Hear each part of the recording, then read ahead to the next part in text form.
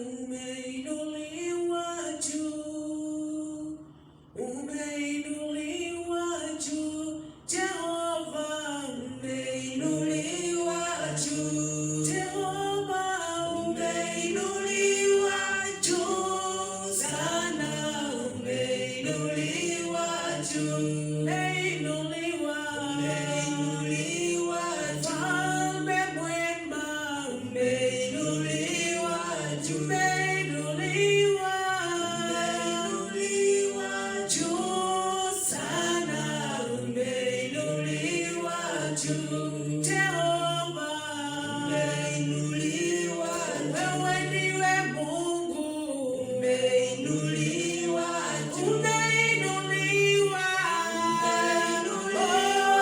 juu sana, umeinuliwa juu, umeinuliwa, Yesu tunakuinua, umeinuliwa, tunakuinua, umeinuliwa juu sana, umeinuliwa juu, Baba yetu umeinuliwa, Yesu tunakuheshimu, umeinuliwa, tunakuheshimu, umeinuliwa juu sana.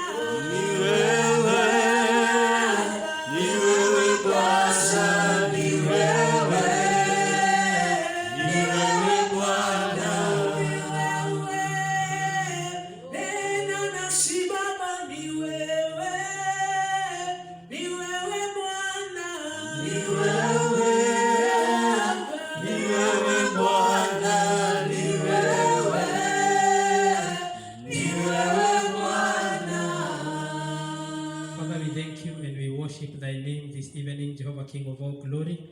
We praise you because there is no one like you, Jehovah Mighty. We thank you because of this session that we are about to have, Jehovah King of all glory. We and the listeners, Jehovah Mighty, and those who are viewing us, Jehovah King of all glory, I pray that they shall be blessed by your anointing that shall come through your word, Jehovah Mighty. We pray that you may speak unto our hearts, King of all glory. May your anointing flow as we listen to the word, Jehovah Mighty. May your grace be upon each and every one of us, Jehovah King of all glory. Even the viewers and listeners, I bless them in the name of Jesus. May they be blessed by your message, dear Lord. May your word create joy in their hearts, Jehovah Mighty. Just as the word that went with Philip to Samaria created joy in the city, Jehovah Mighty. We pray that in the heart of every person who shall get this, there will be fullness of joy in the name of Jesus Christ. May your hand be upon us and may your grace move abundantly. In the name of Jesus Christ, I do pray and believe. Amen. Amen. Tunashukuru Mungu na tunamuinua kwa sababu ya upendo wake ambao ametupenda nao, na tunajua ni kwa neema yake ambapo tumeweza kusimama mahali hapa, and therefore we thank God for this session and this time. I would like to welcome you who are joining us online, and we thank you because of your cooperation. We thank you for your agreement with God to listen to this message, and I pray that the Lord shall bless you as you partake of this. Praise the name of the Lord. Amen. We thank you because you have taken your time to view this message. We are coming to you from Full Gospel Churches of Kenya, Muiga, and we know that this message is not just for the people of this denomination. The word of God was sent to everyone in the world, and therefore we believe that it has been sent for a purpose and for a reason. Praise the name of the Lord. Amen. We bless the Lord because of this chance and this time, and therefore I would like to take the next few minutes to say something little, and I have entitled my message, In the Day of Trouble. Praise the name of the living God. Amen. And the denominator of my message is in the book of Ecclesiastes chapter 7 and verse 14. Ecclesiastes chapter 7 and verse 14. The Bible says, I'm reading from the New International Version, when times are good, be happy.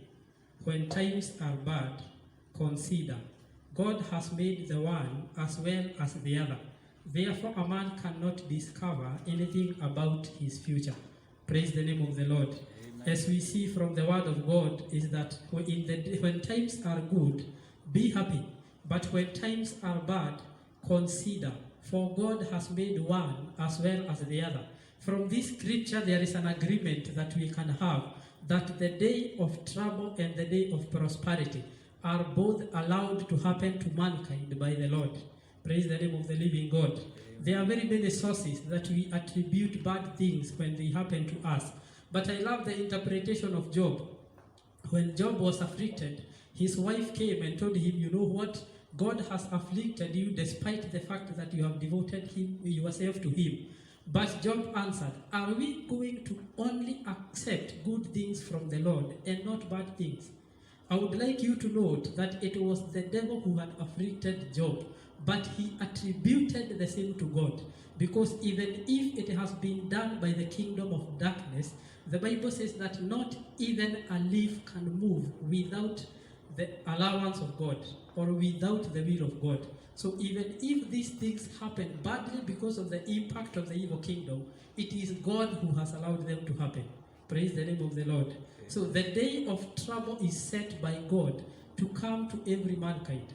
There are, right now as we speak, we are in what we can call days of trouble. Tuko katika zile siku tunasema ni siku za uovu, ni siku za ubaya, ni siku za maumivu, ni siku za magonjwa, ni siku ambazo hatuwezi kufurahia. Na tunaona ya kwamba watu wengi wanasema hii ugonjwa imeletwa na hawa, hii ugonjwa imesababishwa na kuzimu, hii ugonjwa imesababishwa na nini. Haijalishi imesababishwa na nani ama na nini, lakini imesababika kwa ruhusa ya Mwenyezi Mungu. Praise the name of the Lord. So God has made one day as well as the other. He has designated that there will be a day of prosperity and there will be a day of trouble. So I want us to talk about this day of trouble. Praise the name of the Lord. Amen. And before we enter into this day of trouble, I would like to tell you in advance that what I would like us to check most is the reactions of Christians or the reactions of the saints when they enter into the day of trouble. Because the Bible says that trouble comes to the righteous as well as the wicked. So when the foundations are shaken, today we are talking about coronavirus. It has come to the righteous and to the wicked. The church has been affected as well as the world. So when we talk about the day of trouble, it comes to every single person. But the reaction to what happens to people is what tells the difference between a Christian and a heathen. Praise the name of the living God. Amen. So I would like us to check just 4 reasons why God allows days of trouble to come to his people. Reason number 1 is so that man, as we have read in the book of Ecclesiastes 7 verse 14 says, therefore a man cannot discover anything about his future. For God to hide what happens in the future, he brings days of prosperity and days of trouble. So you cannot be able to predict whether tomorrow will be a day of trouble or tomorrow will be a day of prosperity. It happens alternatively. Today you are prosperous, tomorrow you are in trouble. So it happens that you cannot predict that today will be a day of prosperity or today will be a day of trouble. You cannot be able to predict tomorrow. That is one reason why God allows people to enter into days of trouble. Number 2, God allows people to enter into days of trouble as a way of punishment. When people go against God's ways, and especially when those people are his people, what happens? God sends pestilences so that he can punish those people. When people go against God, when Israelites used to go against God, the Bible records in Psalms chapter 78 that he would send pestilences to them. He would send killers to them. He would send warriors to them who would fight them to the death. He would kill their strong men. He would punish their young men. So it is clear that God sent pestilences and days of trouble to his people as a way of punishment, so that he can punish them for their wrongdoing. Another reason why God can send a day of trouble is to bring people back to his ways. The Bible says that in that day you shall remember the Lord your God. So when people have forgotten the Lord their God, God can send trouble to remind people of his existence. Praise the name of the Lord. So it is one of the reasons why God can send trouble and pestilences to people. Probably in these days, you may never know which one of these reasons why God has sent this virus into the world. Probably it has happened because the world has forgotten about God, so that they can go back to God, and especially the church. Probably it has happened because the world has gone so much against God, and God needs to punish them for what they have done. Probably he is doing that so that we cannot be able to predict what will happen tomorrow. And last but not least, God can send pestilences to people to fulfill a prophecy. When God says that he will do something, when God says that he will avenge the sins of fathers unto the 4th generation, he can do that to fulfill his word. Because the Bible says that as rain comes from heaven and hits the earth and does not go back until it fulfills its purpose, so does the word of God not go back to him until it has fulfilled. So we can have problems as a way of fulfilling a prophecy that was written. In the last days, there will be pestilences all over the world. So if these are the last days, then the problems we are facing, floods, locusts, diseases, and all those things, we can clearly say they are here to fulfill a prophecy. Praise the name of the Lord. Amen. So we may not understand which of these reasons is the reason why God is sending these things. He actually might be sending these things for all those reasons. Praise the name of the living God. So what I would like us to concentrate on, not why God has sent a day of trouble to the world. We are already in the day of trouble. So we may not dwell so much on why it has come. We should dwell so much on what do we do now that it has come. Praise the name of the living God. I would like you to go with me into the book of Psalms chapter 11. And this is the basis of my sermon today. When the foundations are being destroyed, what can the righteous do? Praise the name of the Lord. Amen. That is Psalms chapter 11 and verse 3. When the foundations are being destroyed, what can the righteous do? When things have gone bad, what can the righteous do? When the world has been hit with floods, it has been hit with locusts, it has been hit with diseases, What can the righteous do? The world has alternatives of doing things, and we are going to see some of those things that people do when they face trouble. But what can the righteous do? At the end of the day, we will have concluded what a righteous man is supposed to do. The world can depend on so many things, but the basic question is, in the day of trouble, what can the righteous do? Praise the name of the living God. Amen. Bwana Yesu apewe sifa. Amen. We are going to look at several things. Because of the constraint of time, I am trying to rush a bit so that we can be able to cover many things that we need to cover. We are going to look at several things that people do when they get into the day of trouble. Several actions that people take when they get into the day of trouble. Action number one, people depend on their abilities. Praise the name of the Lord. Amen. People depend on what they can do. Governments depend on what they can do. People depend on what their manpower. Like we have the superpowers of this world, they are depending on their advancement in health to deal with coronavirus. We have others who are dealing with their advancement in military status to fight, to do very many things. People trust in their abilities. And the Bible says in Psalms chapter 20 and verse 7 that some trust in chariots and some in horses. Those who have a big army, those who have big capabilities, those who are rich are in most cases tempted to depend and to trust in their own ability. We have those countries that have very big medical advancement in technology, and they are trusting their technology to deal with this pandemic. They are trusting in their ability to deal with this pandemic. They are trusting in their education to deal with this pandemic. So people trust in their abilities. People trust in what they presume to be their strength. Praise the name of the living God. Amen. But the Bible says that they are brought to their knees and fall. Praise the name of the living God. So those people who trust in their abilities, those people who trust in their riches, those people who trust in their strength. If you read the book of Judges chapter 16 and verse 18 to 20, when Samson had had his hair shaved by Delilah, Delilah told him, Samson, the Philistines are coming against you.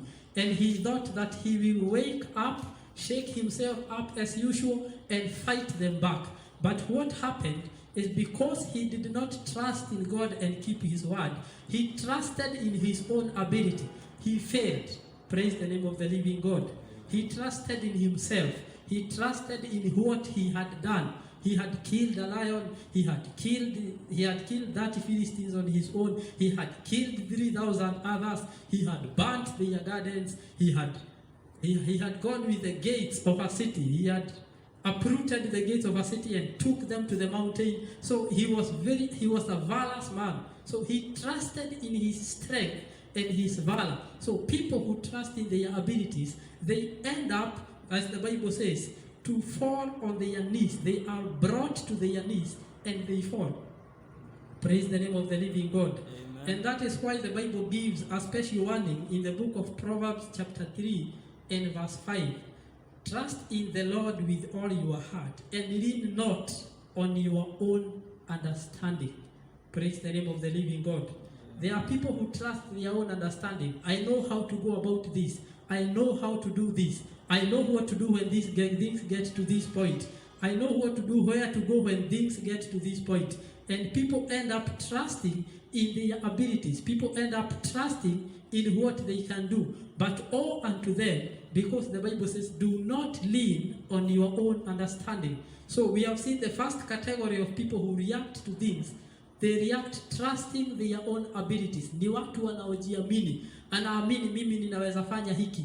Mimi ninaweza fanya hiki. Niwe na Mungu ama nisiwe na Mungu, ninaweza faulu hapa. Ninaweza jitoa kwa hii shida. Ninaweza jitoa kwa hii siku ya shida. Ninajua nikifanya hivi nitaweza kufaulu. Watu ambao wanajiamini wenyewe na wanaamini uwezo wao wa kibinadamu. Bwana Yesu apewe sifa.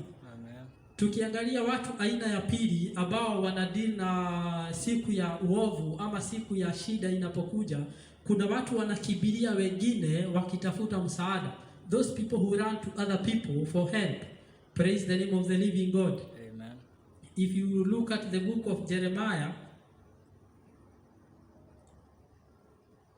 the book of Jeremiah chapter 9 and verse 4. Jeremiah chapter 9 and verse 4. Beware of your friends. Do not trust your brothers. For every brother is a deceiver, every friend is a slanderer. Praise the name of the Lord. Amen. The Bible says, do not trust your friends, do not trust your brothers. Praise the name of the living God.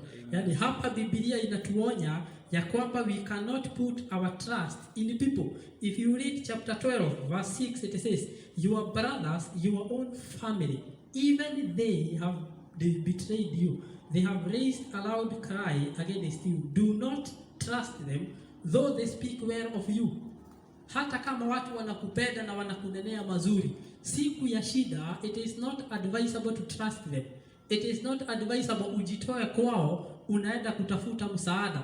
Kama wataweza kukusaidia ni sawa, lakini usiweke matumaini yako kwao. Weka matumaini yako kwa Mungu, akiwatumia kukusaidia ni sawa. Lakini do not trust them, do not run to them in the day of trouble.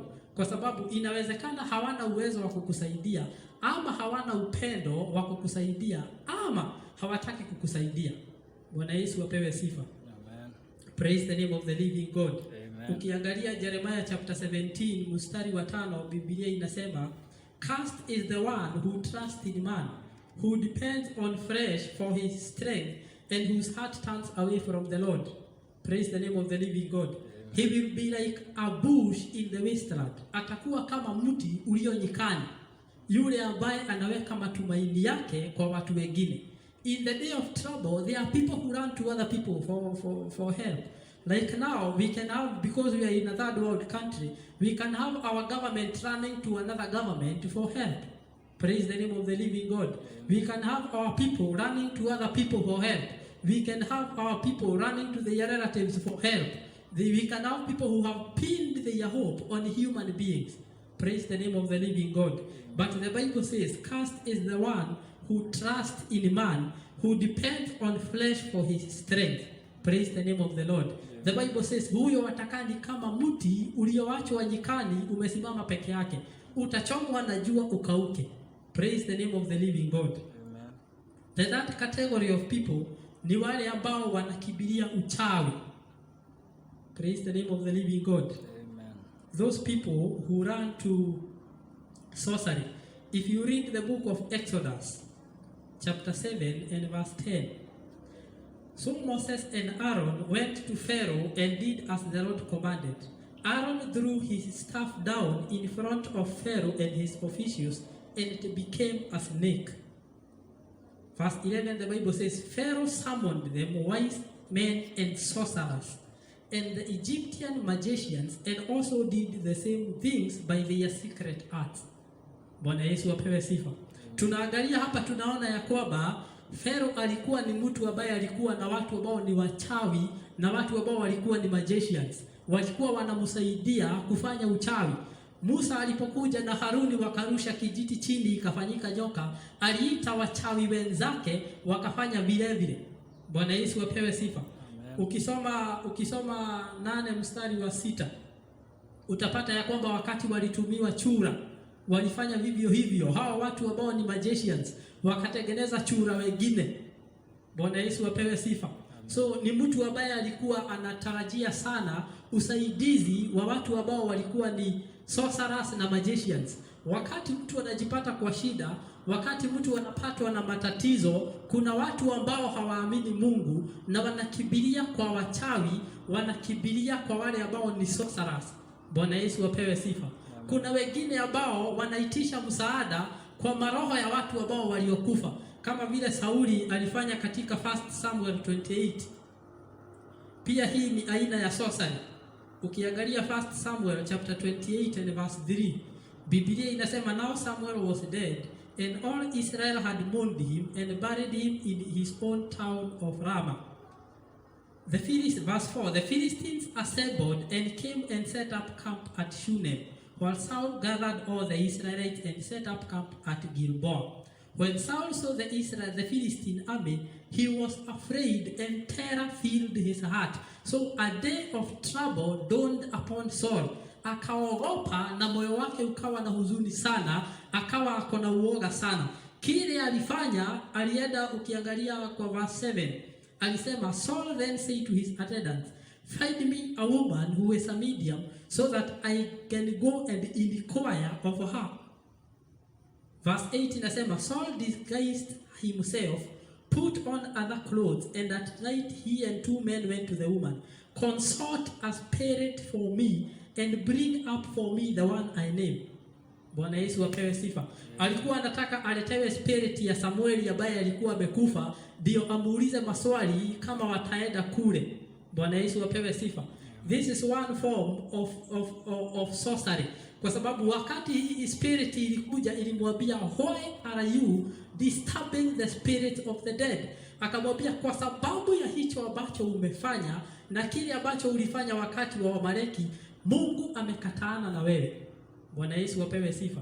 So siku ambayo ni siku ya matatizo, ni siku ambayo haufai kushikana na mtu, haufai kushikana na watu, uende ukafanye sorcery, ama uende ukaulize maswali kwa waliokufa, ama uende ukauliza maswali kwa wale ambao ni watu wachawi. There are people who go to consult the spirits, others go to consult the witch doctors, others go to consult the sorcerers. Wale ambao wanafanya hivyo ni watu ambao Mungu mwenyewe amewakataa, kama vile alikataa Sauli. Bwana Yesu apewe sifa. So we should be very wary, we should be aware or very wary of those kind of people in the society ambao wakipatwa na shida wanakimbilia wachawi.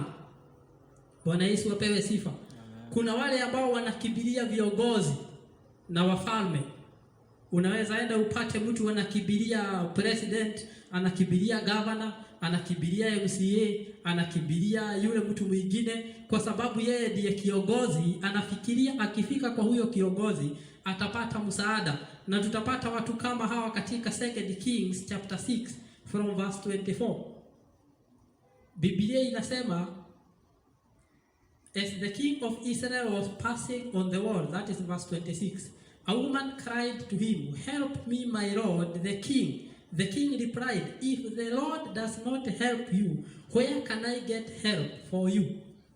Huyu mwanamke wakati alijipata siku yake ya shida imekucha, alikimbilia kwa mfalme, akamwambia mfalme, ninaomba unisaidie. Praise the name of the Lord. Mfalme akamuuliza, Mungu asipokusaidia mimi nitakusaidia na nini? Wakati tumejipata kwa shida, sio siku ya kukimbilia serikali, sio siku ya kukimbilia governor, sio siku ya kukimbilia senator. Wakati tumejipata kwa shida, ni siku ya kukimbilia mahali ambapo panafaa. Bwana Yesu apewe sifa. There are those people in the society, wakati shida inapatikana kidogo hivi, anakimbilia wakubwa. Na hapa Kenya hii shida inakuwa mingi sana. Kashida kidogo ikiingia, serikali saidia. Kashida kidogo ikiingia, serikali saidia. Kashida kidogo ikiingia, serikali saidia. Tumekuwa na mazoea katika society ya kukimbilia kwa serikali wakati tumepatwa na shida. Lakini it is not the rightful way kufanya wakati tunakimbilia kwa Mungu. Praise the name of the living God. Amen. Watu aina ya 5 ambao tutapata ambao wana react wakati wamepatwa na shida, siku yao ya shida ikifika. There are those people who forcefully seek God. Ni watu wanaenda kwa Mungu, lakini wanaenda kwa Mungu ni kama wanachezea Mungu karata. Bwana Yesu apewe sifa. There are those people who forcefully seek God, and these people unfortunately are in the church. For you to forcefully seek God, it means you know him. Bwana Yesu apewe sifa. Kama wakati huu tumepata shida, utaona watu wengi sana wakijaribu kuomba na kufunga, lakini sio kwa sababu sana wanaheshimu Mungu, wanataka Mungu awaondolee shida. Shida ikiisha, watarudi kwa maisha yao ya zamani. Those are people who forcefully seek God. Farao wakati kulikuwa na shida kule Egypt, wakati walianza kupigwa na Mungu na zile pigo 10, kila wakati wakipigwa alikuwa anaita Musa. Anamwambia Musa, ninakuomba uniombee kwa Mungu aniondolee hii shida na nitakubali Waisraeli waondoke. Shida ikishaondoka, anagumisha moyo tena, anasema hawaendi. Bwana Yesu apewe sifa. So kuna wale watu ambao they forcefully seek God, wanaenda kwa Mungu kwa udanganyifu. Bwana Yesu apewe sifa. There are those people at this time wanaomba kila siku, wanaimba nyimbo, wanaongea, wanasema tunaomba Mungu, tunalilia Mungu, wanatoa madhabihu, wanafanya nini, lakini sio kwa sababu ya heshima za Mungu, ni kwa sababu wanataka Mungu awaondolee shida. Shida ikishaondoka hawatakumbuka kulikuwa na Mungu, watagumisha mioyo tena na wataendelea na maisha yao ya uchochole. Bwana Yesu apewe sifa. So there are those people who falsely seek God, and these people are in the church because they already know the existence of God. They know what the power of God can do. They know what God can do in times like this. They know that it is only the hand of God that can deliver them. So they are going to God, pleading with Him so that He can remove the problem. Baada ya Mungu kuondoa shida, kuna watu watarudi tu vile walikuwa. Praise the name of the living God. Amen. Ukisoma katika Psalms chapter 78, Biblia inasema katika verse 33 ya kwamba so he ended their days in futility and their years in terror. When God slew them, they would seek him. They eagerly turned to him again.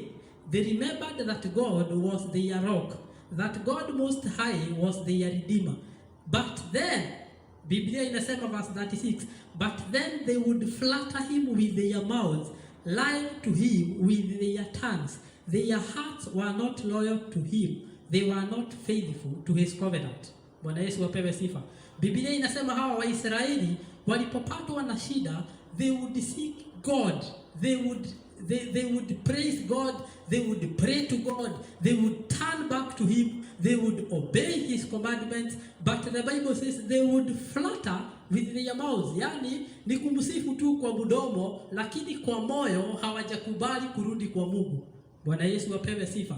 They were not faithful to his covenant. Walikuwa wanataka tu Mungu awaondolee shida. Na Biblia hapo chini inasema, yet he was merciful, he forgave their iniquities and did not destroy them. So Mungu at the end of the day ataenda aondoe shida. Lakini shida ni kwamba akiondoa shida, watu wanasahau ni yeye aliondoa shida. Bwana Yesu apewe sifa.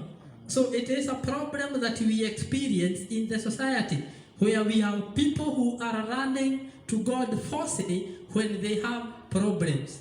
Praise the name of the Lord. Amen. Last but not least, na hapa ndipo ningependa tukue, ni what do we do when we enter into problems? Those people who truly run to God. Bwana Yesu apewe sifa.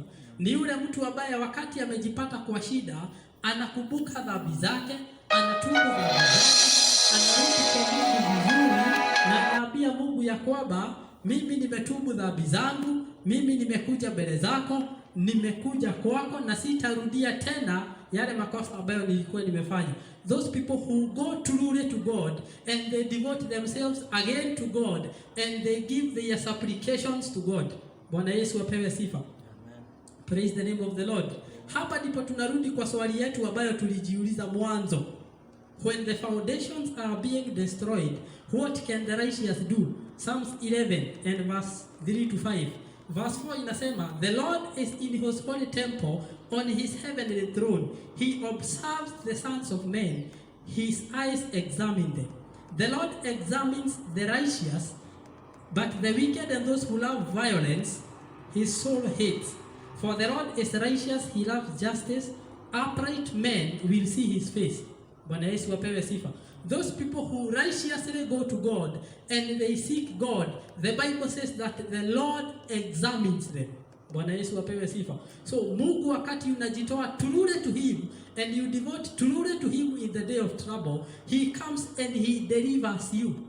Praise the name of the Lord.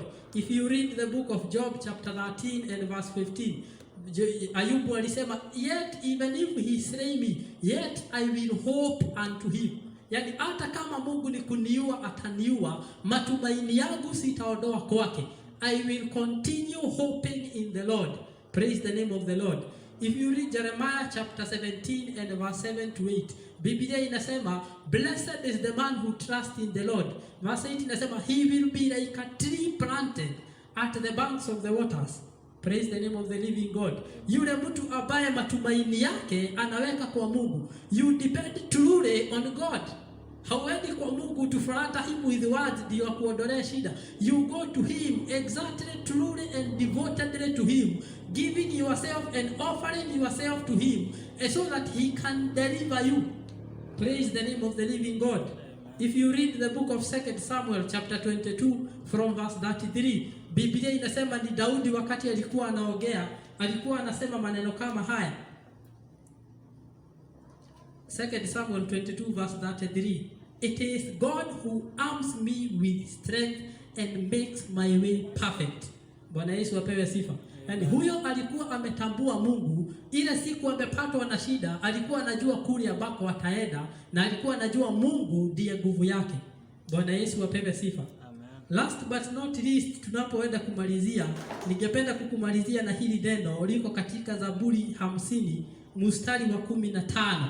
Siku ya shida, in the day of trouble. Swali yetu ilikuwa what can the righteous do? Biblia jibu iko hapa. Psalms 50 verse 15. And call upon me in the day of trouble, I will deliver you and you will honor me. Praise the name of the living God. Call me in the day of trouble, I will deliver you and you will honor me. Praise the name of the Lord. So when we get into trouble, wakati tumejipata kama taifa tuko kwa coronavirus, wakati tumejipata kuna mmomonyoko wa ardhi, wakati tumejipata kuna maji mengi iko kila mahali, wakati tumejipata tuko na locust kila mahali, tumejipata watu wanakufa, wengine wako kwa shida, call the Lord in the day of trouble. Tumuendee Mungu kwa uhakika na kwa ukweli. Tusiendee Mungu ikiwa awe to flatter him. Let us truly devote ourselves to God, and the Bible has recorded he will deliver us and we will honor him. Praise the name of the Lord. Wale ambao wanaenda forcefully to God, when he delivers them, they dishonor him. But if we go truly to God, he will deliver us and we will honor him. And that will be the absolute victory of a person who have gone to God in their day of trouble. Ni vizuri sana wewe unanisikiza kila mahali ulipo, ama wewe ambaye unanitazama, ni vizuri ujue ya kwamba siku ambayo ni siku ya shida, devote yourself to God. Take that trouble to him. Truly devote yourself to him. When he delivers you, you will honor him. Na ningependa kanisa tujue kitu moja mahali hapa. Let us not forcefully go to God. Tusiende kwa Mungu kucheza karata na Mungu. Ati akituondolea shida ambazo tulizo nazo siku ya leo, hatutawahi kumbuka tena alikuwa Mungu wetu. Ni vizuri let us truly go to God, so that when he delivers us, wakati hizi shida zitaisha, the praise and the honor of God will remain in the air. It will not go away with the problems. Kwa sababu wale ambao hawaendi truly to God, wakati wameondokea shida, hawakumbuki tena Mungu. Lakini if we truly devote ourselves to God, then God will deliver us and we shall honor him in the name of the Lord Jesus. Na Mungu akubariki sana tunapoomba. Baba, tunashukuru jina lako na tunaliinua kwa sababu ya uwezo wako na uwepo wako ambao umekuwa pamoja na sisi. Tunakushukuru kwa sababu ya neema ambayo umetuwezesha. Tunaomba ya kwamba utusaidie siku ya shida, tuje kwako kwa ukweli, tuje kwako kwa roho na kweli, ili utakapotuondolea shida tuweze kukupa sifa na kukuheshimu.